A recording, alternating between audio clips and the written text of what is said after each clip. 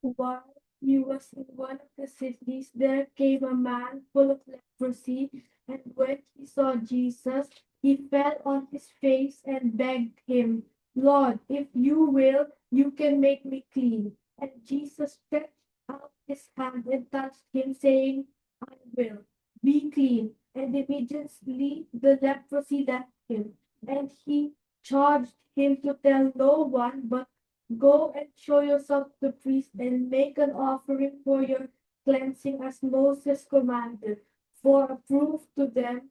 But now, even more, the report about him went abroad, and the great crowds gathered to hear him and to be healed of their infirmities. But he would withdraw to desolate places and pray.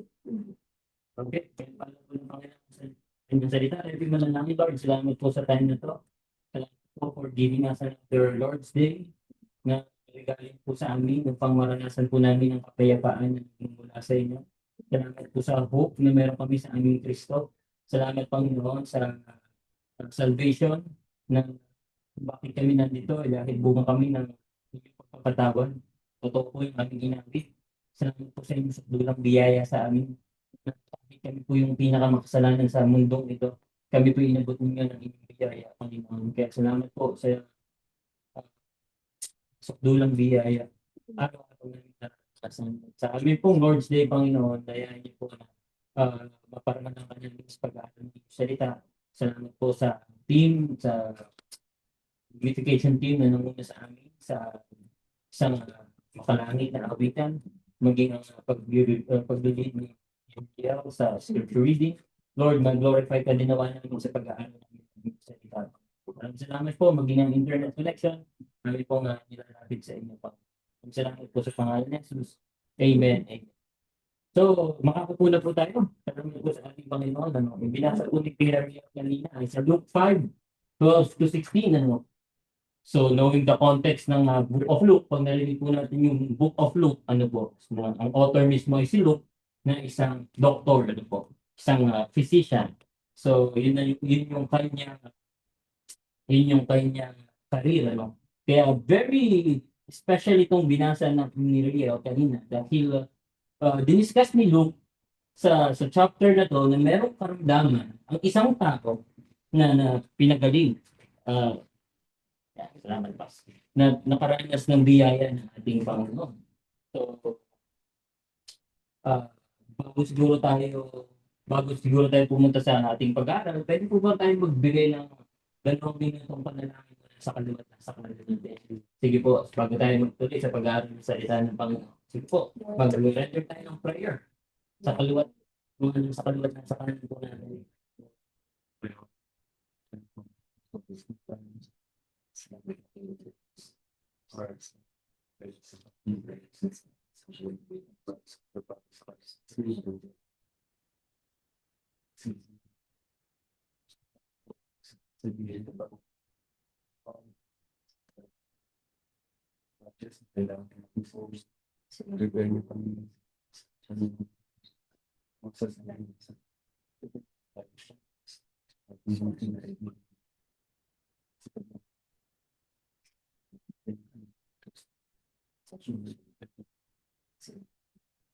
Ito po. Masarap yung bago sa amin nangyari.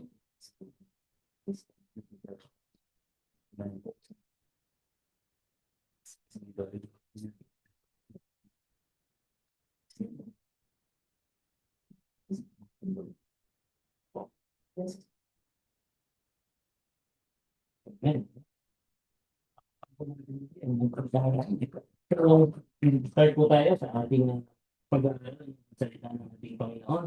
So, let Christ heal us. Sino po nakaranas dito ng kagalingan mula sa ating Panginoon? Itong mga nakalipas na so, praise the Lord dahil naman natin itong mga nakalipas na araw, meron tayong mga iba't ibang naranasan ng Panginoon. So, salamat dahil sa yung nagpapagaling sa atin. So, nakikita niyo po yung slides dito. So, i-picture out po natin itong ating pinag-uusapan. Ano po. Imagine niyo po, yan. Imagine niyo po, there's a man na na who is in his mid-30s, so around 30 years old, ano po. So, sino na po dito yung around 30 years old? Yung totoo naman po, ano, okay na ba niya? Yung totoo naman po. So, imagine niyo po, there's a man who is in mid-30s. Maganda ang kanyang trabaho. Okay yung kanyang career, ano po. So, nakakabahay ng kanyang family. At this man, ay meron masayang pamilya, ano, he's living in a happy with his family, ano, masaya yung kanyang ah, buhay pamilya. Pero one day, pag-uwi niya ng kanyang tahanan, napansin siya ng kanyang asawa na may maliit na sugat sa kanyang kamay.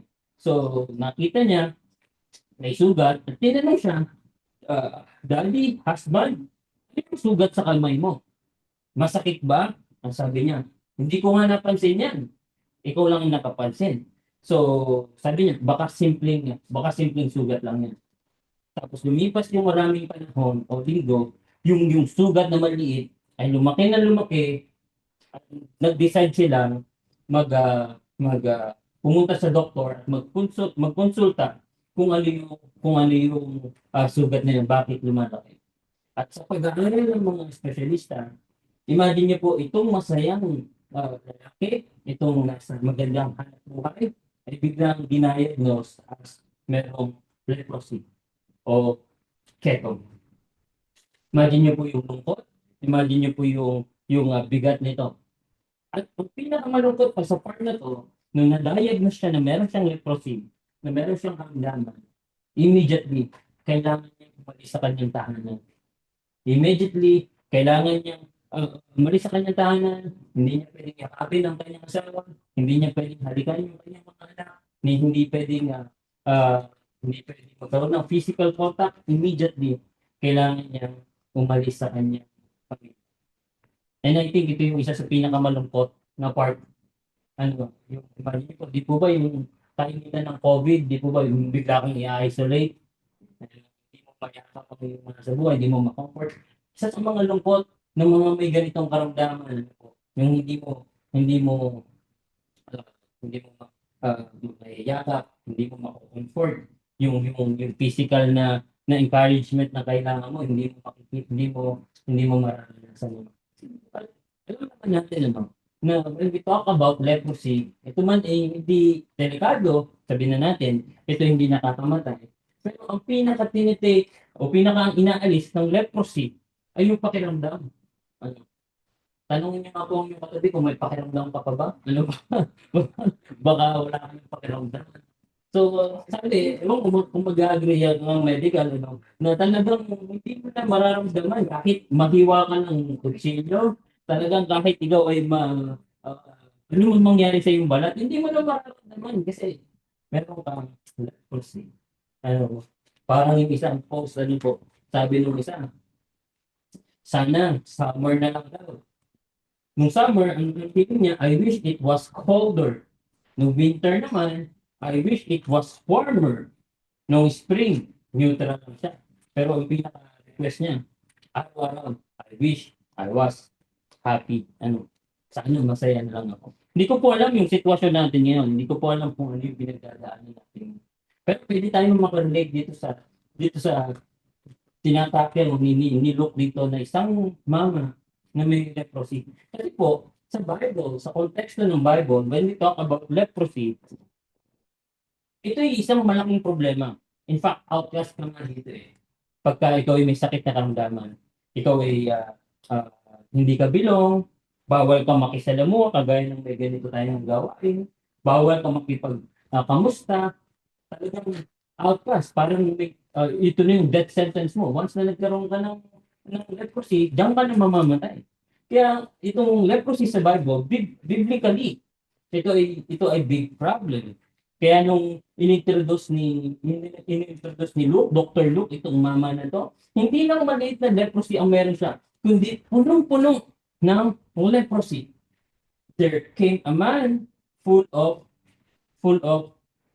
leprosy. Nag-vlog po ulit yung Zoom. So, tutuloy na lang po ako ng walang PowerPoint. So, inintroduce, so stop ko na lang po yung ship yung, inintroduce ni Luke, itong mamang ito, na hindi lang pangkalaniwan ng leprosy, kundi yung kanyang buong katawan ay punong-puno ng keto. Kung sa Tagalog, ano po, punong-puno ng keto. Na parang bang itong mamang ito, habang buhay na siya, napatay sa lipunan. Itong mamang ito, habang buhay na walang halaga sa lipunan. Itong mamang ito, mamamatay na ganun yung kanyang status. Kaya when we talk about, or when we read about leprosy sa Bible, ito yung big problem.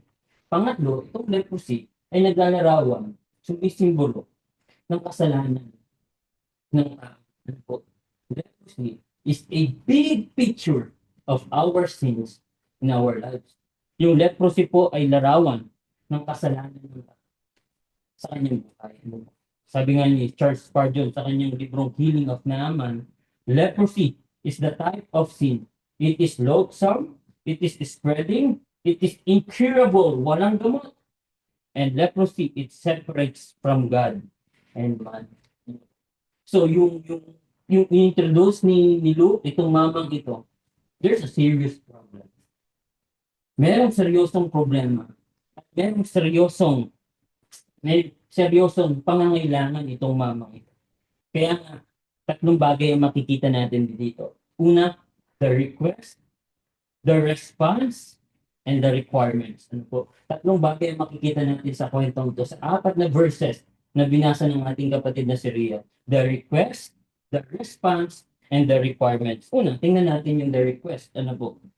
Makikita natin yung katugunan sa tanong na, what does the sinner's reality reveal about our need for Christ? Ano ba yung request ng mamang ito? Ano ba yung request ng methetong na mamang ito?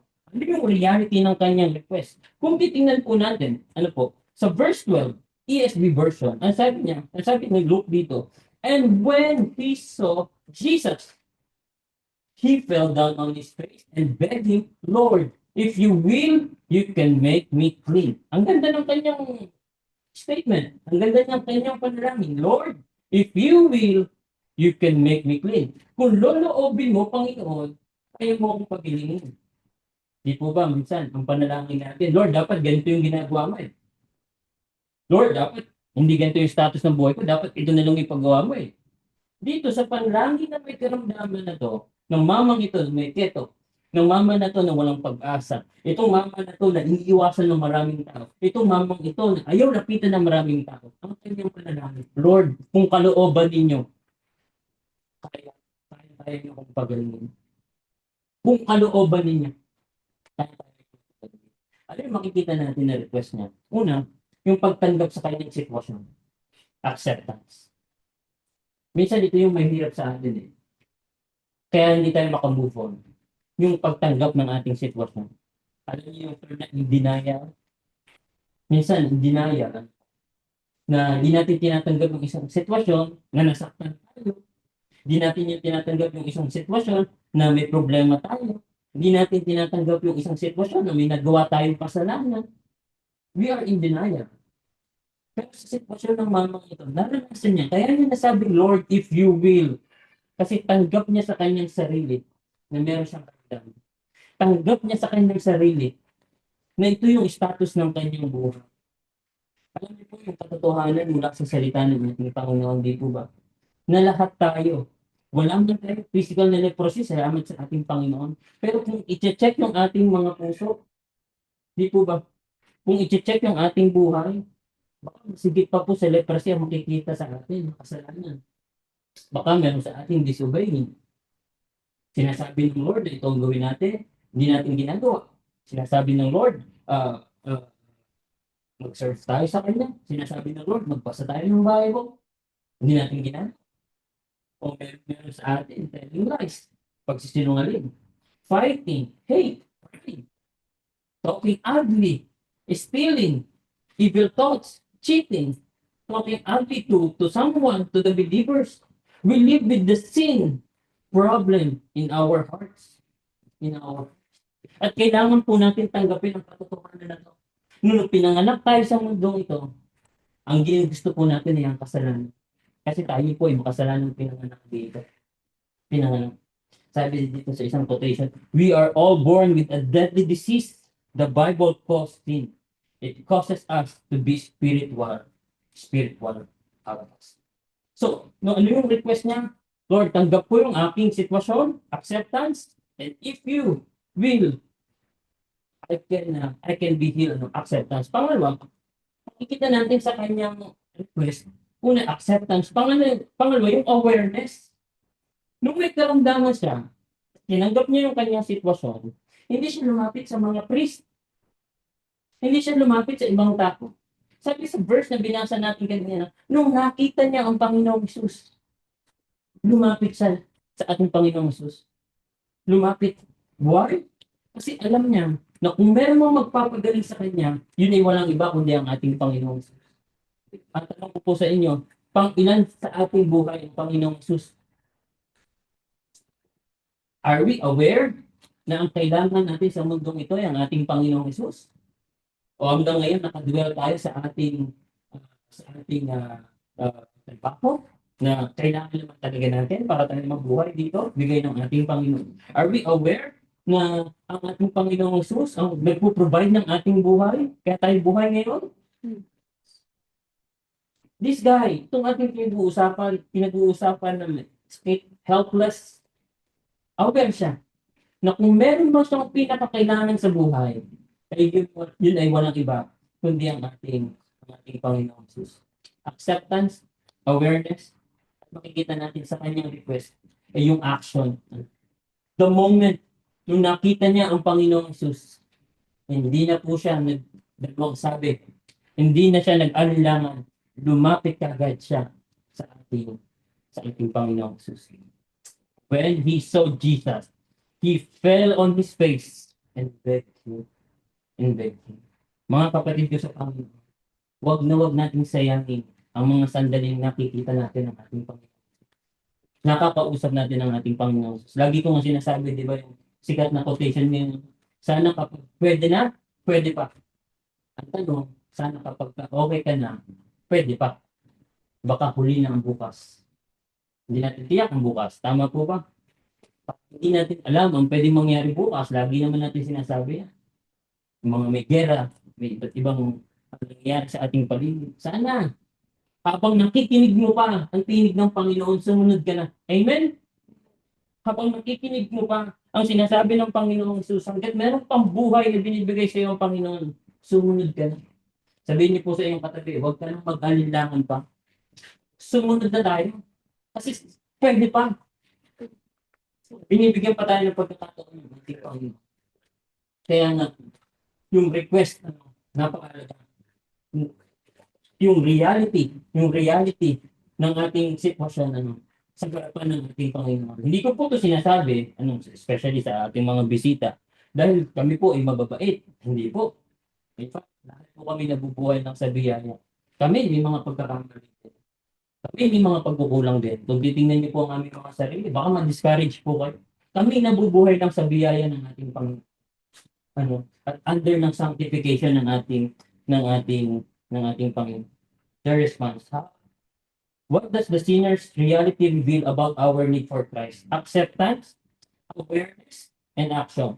Pangalawa, na makikita natin sa kwentong ito, sa 4 verses na binasa ni Kuya Rio, the request, pangalawa, yung response ng ating Panginoong Jesus. How does the Savior demonstrate His power and willingness to heal? Ano niyo po, napakaganda po ng mga statement dito.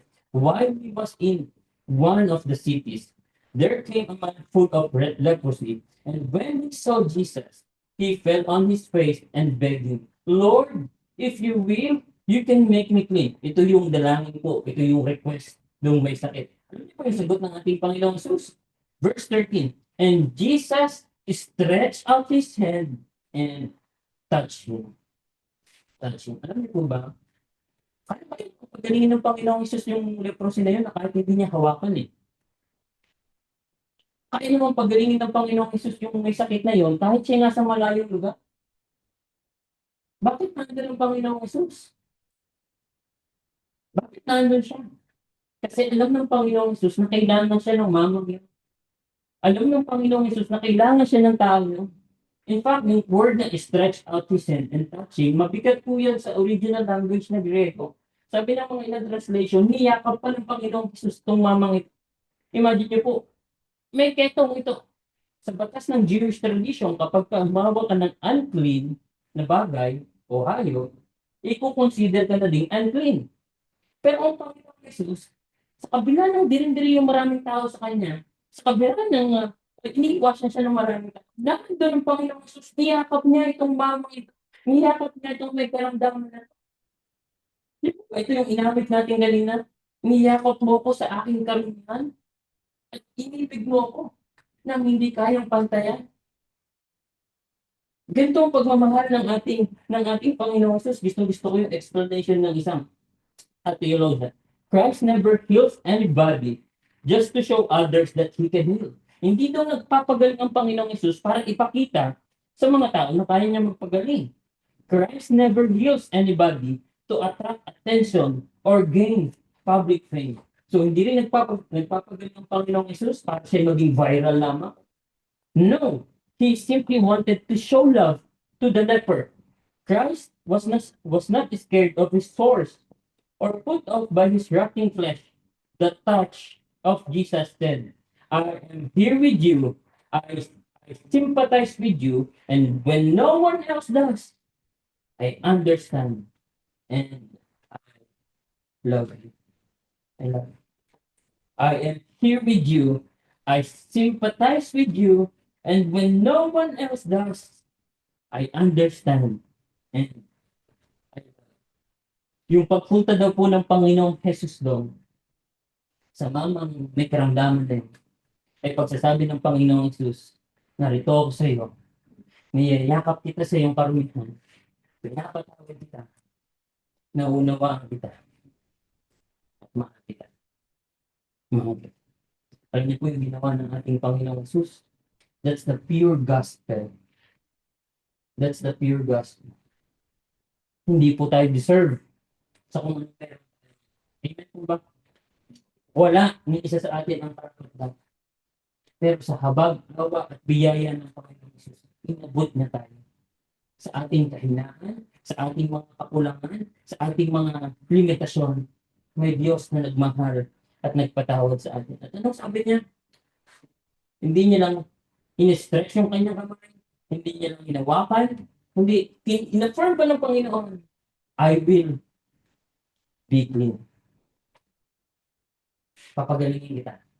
I will. Yung pronoun, yung kinilame ng Panginoong Jesus, I will and be clean. Mga kapatid, how are you? Tanong yung mga po nyo nasa kaliwat, nasa kanan, kamusta ka na ba? Yung totoong kamusta ka na? So siguro marami, lagi tayong kasama, lagi tayong nakikita, ano. At kapag nagtanong tayo, kamusta ka na? Meron, siguro sasabihin natin, I'm fine, okay lang ako, ako ay ayos na.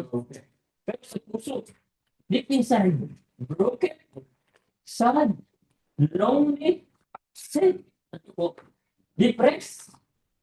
O yung iba, uh, uh, distress.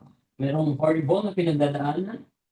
Parang crying, shouting, giving up. Ano po, minsan may isang lalaki lumapit sa isang pastor, nahingi ng panalangin. Sabi, pastor, ako yung lalapit sa iyo para ipag-pray mo ako. Pero hindi ako, ang prayer ko hindi para gumaling. Pag-pray mo kung namamatay na ako. Paano mo ipag-pray ano? Ang hirap. Pero that's the reality. Minsan, feeling natin we are helpless. Di po ba? Pero again, even though may times na we are helpless, hindi tayo hopeless. Meron tayong Kristo. Ano po? You know, mga kapatid ko sa Panginoon, nung binabasa natin itong salita o yung pinag-aaralan natin ito, Jesus is still in the business of healing. Ang Panginoong Jesus ay nagpapagaling pa rin hanggang ngayon.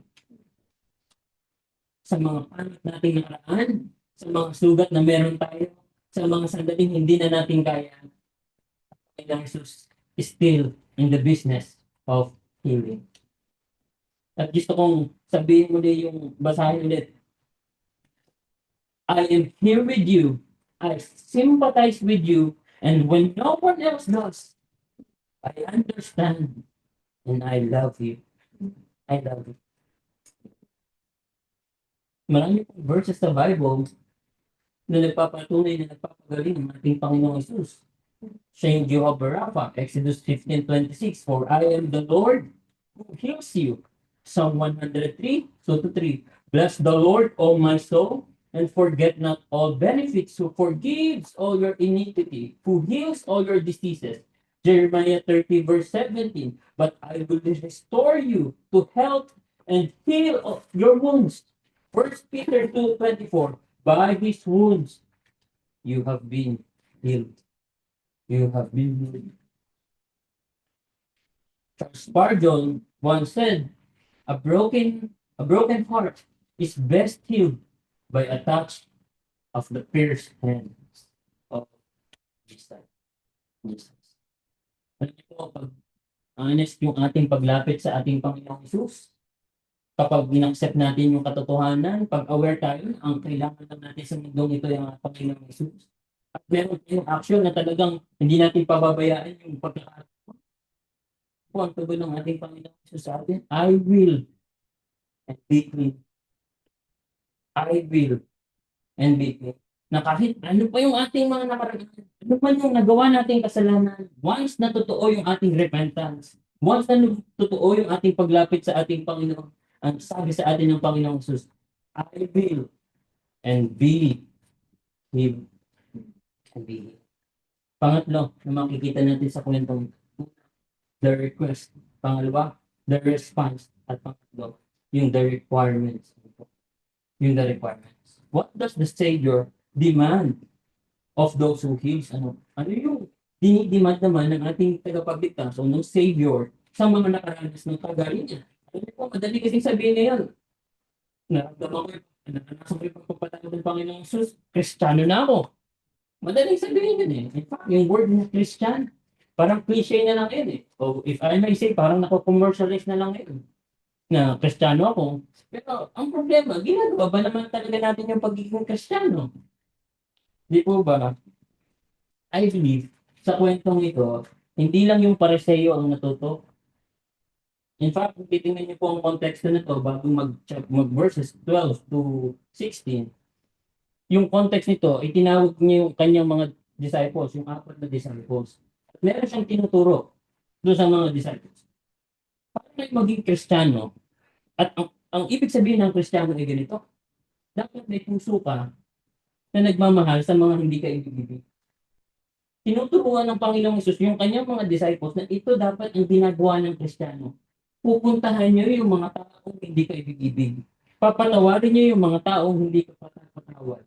Uunawain niyo yung mga taong hindi ka unaunawa. Yun ang gospel. Yun yung pinapakita ng Panginoong Hesus sa mga disciples, tinuturuan niya. A heart to love. Dapat may puso ka na handang umibig para sa ating Panginoong Hesus. At kung sinasabi mong mahal ng Panginoong Hesus, dapat mahal mo rin yung kanyang nilalang. Dapat mahal mo din yung tao.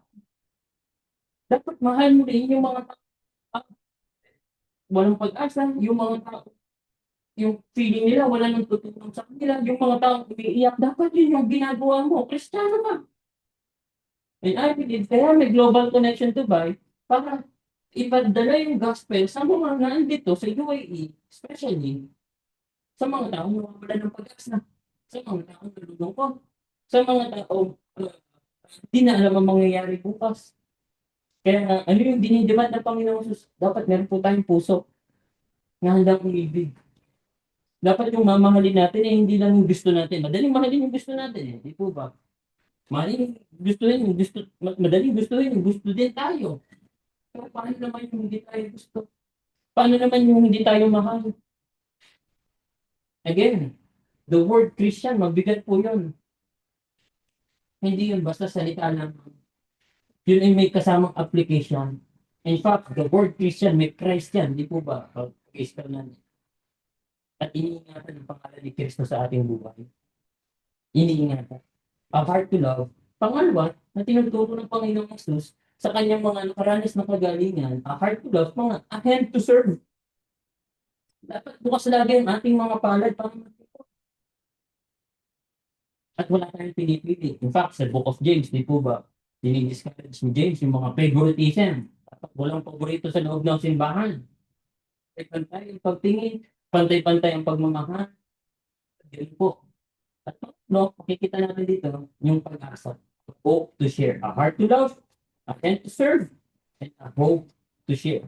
Sabi ng verse 14 sa ating text, and he charged him to tell no one, but go and show yourself to the priest and make an offering for your cleansing as Moses commanded for a proof to them. So itong statement na to ay alam ng Panginoong Jesus na itong mamang ito, ang gagawin nito, kapag gumaling, pupuntahan ka ganito yung pamilya niya. Pupuntahan. Pero sa batas po kasi ng konteksto na to, kailangan mo muna pumunta sa priest o pare dahil yung priest mismo ang magde-decide kung magaling ka na. So yun yung kanilang context. At kapag sinabi ng priest na magaling ka na, pwede ka na pumunta sa family mo. So yun yung context na nila. So hindi ka pwede pumunta basta-basta diretso sa family mo. Kailangan mo muna dumaan sa priest kasi yun po yung law. Ano po, mababasa natin yan sa Leviticus. At ito yung sinabi ng Panginoong Jesus, for a proof to them. Ipakita mo sa kanila na magaling ka na. I-testify mo sa kanila na naranasan mo yung kagalingan ng Panginoong Jesus. I-testify mo sa kanila na ikaw yung iniiwasan ng maraming tao. I-testify mo sa kanila na ito yung status ng buhay ko dati. Pero dahil kay Kristo, ito ay may bagong buhay na. Dahil kay Kristo, yung dati mong makasalanang buhay, isa ng buhay na may pag-asa. Yung dati mong buhay na iniiwasan ng maraming tao, ito na ikaw nagpapahayag na walang imposible sa ating Panginoon. Sa ating Panginoon. Mga kapatid Diyos sa Panginoon, naranasan po ba natin ang kagalingan mula sa ating Panginoon Jesus? Itong month of June, ano po, napatapos. Ang dami nating iba't ibang pinagdaanan. Iba umiyak, yung iba natakot. Ano nangyari sa ating paligid? Yung iba ay nakaranas ng mga iba't ibang karamdaman. Pero lo and behold, hindi po tayo pinabayaan ng Panginoong Jesus. Hindi tayo pinagkulang ng Panginoong Jesus. Amen po ba?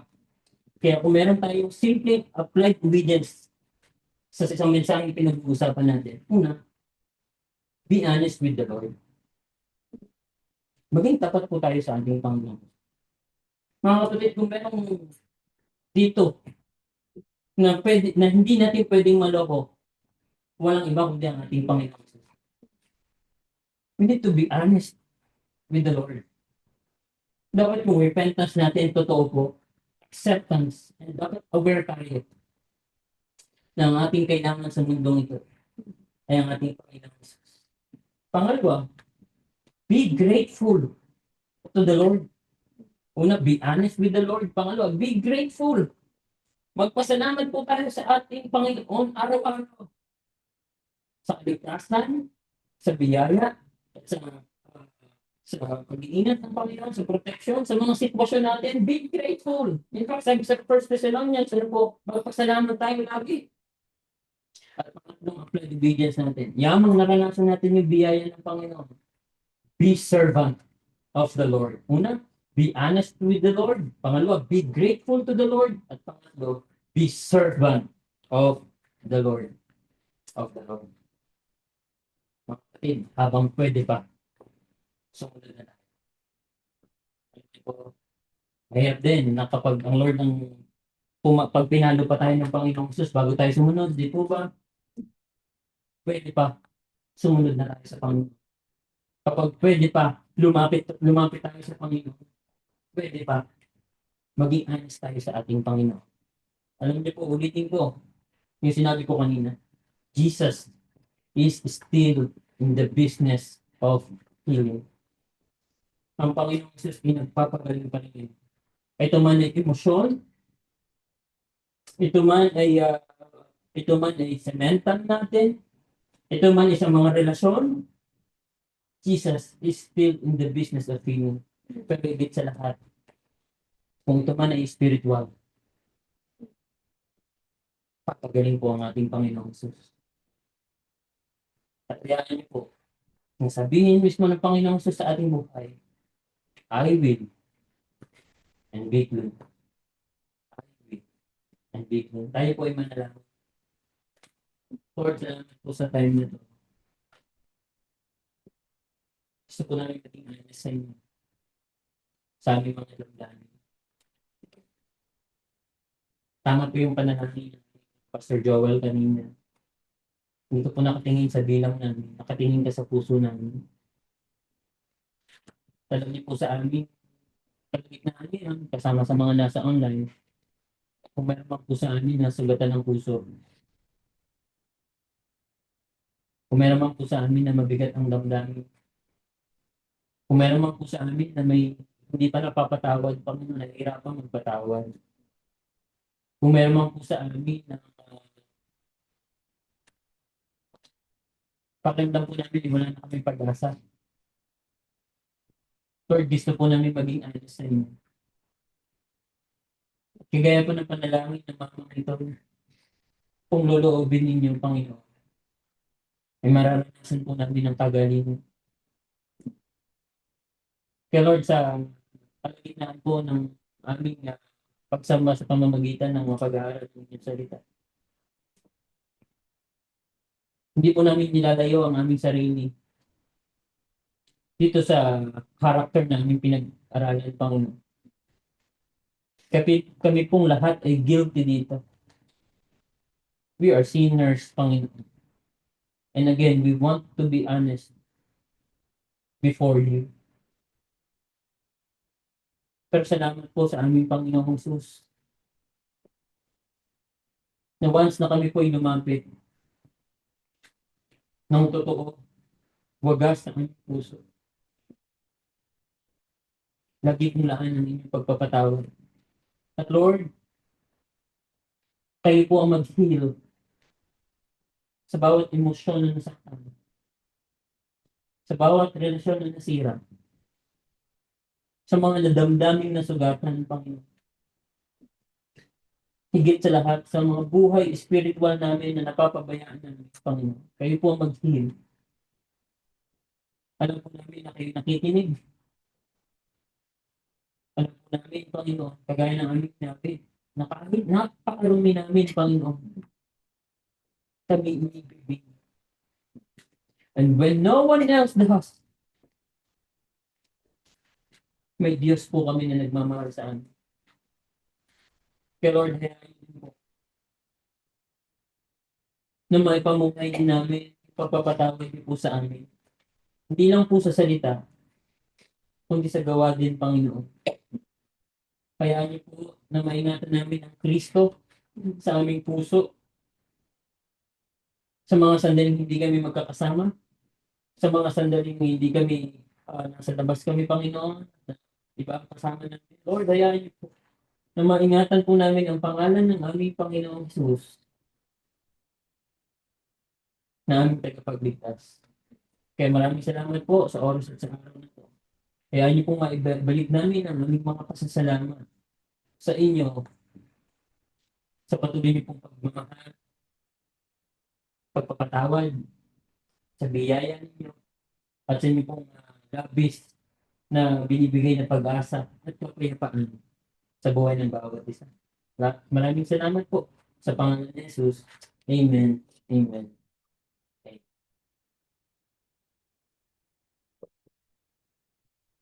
Amen. So, siguro, in response, meron ba gusto mag-testify sa buhat sa Panginoon? Could be physical healing, emotional healing, spiritual healing, na tatayo dito sa harapan. This is the last Saturday of the month, right? It's our Thanksgiving Saturday. So, meron ba gusto tumayo? Pasalamat sa ating Panginoon. Sa mga nasa online, that is